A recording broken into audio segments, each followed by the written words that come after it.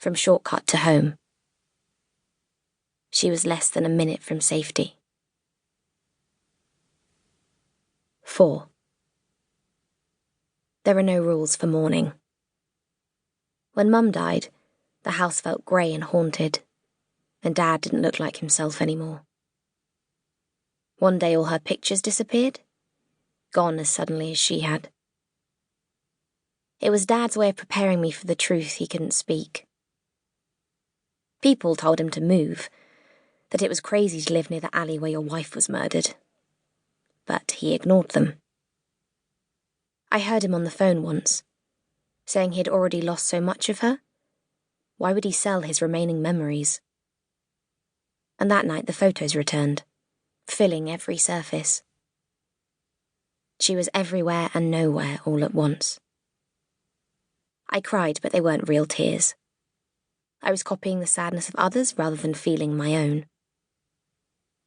I believed Mum would come back, convinced she would be the next knock at the door, the next phone call, the next hug from the line of strangers whose touch felt so different from hers.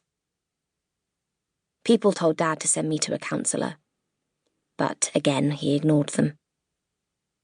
Grief makes what you have more precious, and by then, I was all he had left.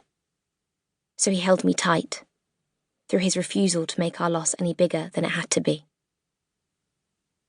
It was Nan who changed that. She got tired of Dad's stories and cried if I asked when we could visit Mum in the museum for shiny things. She said I would find out eventually, and the sooner the better. So she told me Mum was gone forever.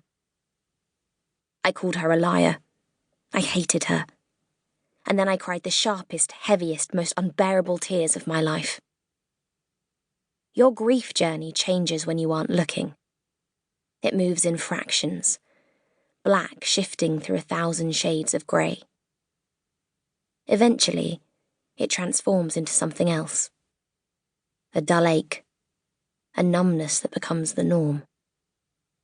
Websites told me to write a note and put it in a balloon and release it to heaven. Or make a memory quilt and fall asleep wrapped in Mum's best bits. Or make a wish list of all the things to do before I died. I took pictures and hoarded the ones my parents had taken. I drew and painted and wrote shitty poetry and started a feelings journal. None of it worked, but I tried. When I was 14, I got angry and took it out on Dad, who refused to fight back. 7 years after Mum was murdered, and he was still a body carrying around a shattered soul, like the newspaper you wrap broken glass in. But it was more than that. He let himself be my punching bag. I treated him terribly, and he took it. Because he loved me, and because he knew that when the anger comes, it is vicious and all-consuming.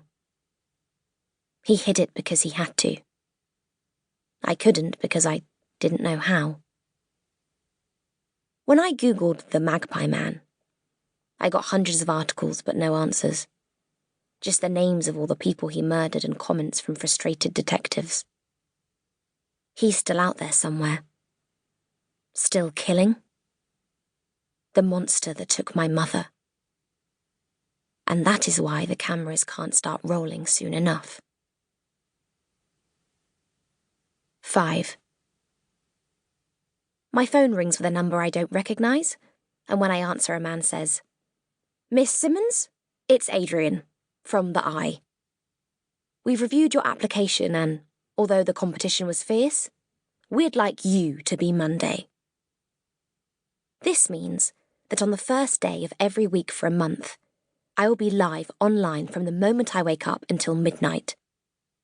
If I'm not a complete flop, 1 month will become 3.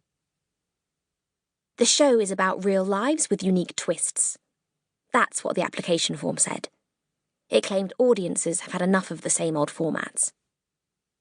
I don't know if that's true, but I need to give it my best shot. I see myself smiling in the mirror and stop, because this isn't supposed to be a happy moment. It's just the beginning. "When do I start?" I ask. Adrian says, 3 weeks. We have a few briefing sessions.